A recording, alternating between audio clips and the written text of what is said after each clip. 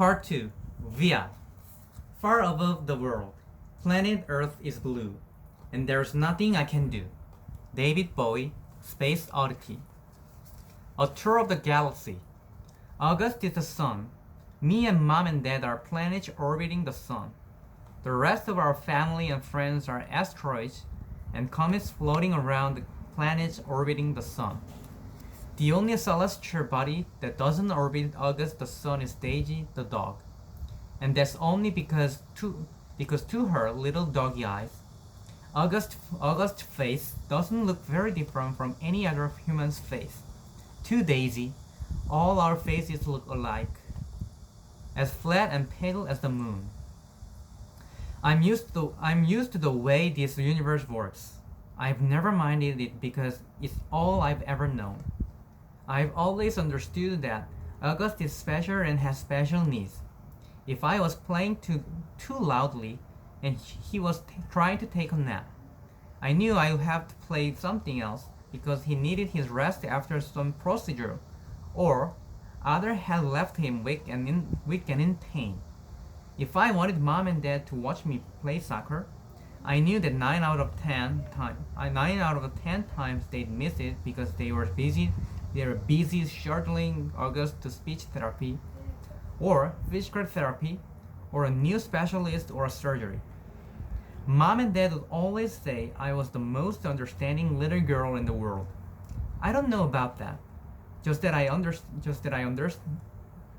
understood there was no point in complaining. I've seen August after his surgeries, his little face bandaged up and swollen, his tiny body full of IVs and tubes to keep him alive.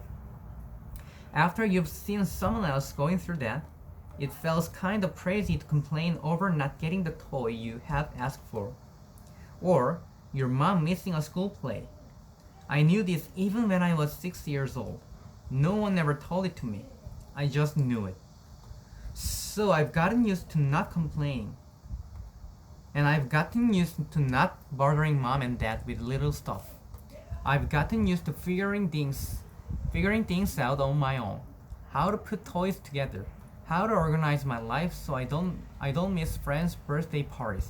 How to stay on top of my schoolwork so I never fall behind in class. I've never asked for help in my homework. Never needed reminding to finish a project or study for a test. If I was having trouble with a subject in school, I'd go home and study it until I figured it out on my own. I taught myself how to convert fractions into decimal points by going online. I've done every school project pretty much by myself. When mom and dad ask me how things are going in school, I've always said good, even when it hasn't always been so good. My worst day, worst fall, worst headache, worst bruise, worst cramp, worst mean thing anyone could say has always been nothing compared to what August has gone through. This isn't me being noble, by the way. It's just the way I know it is.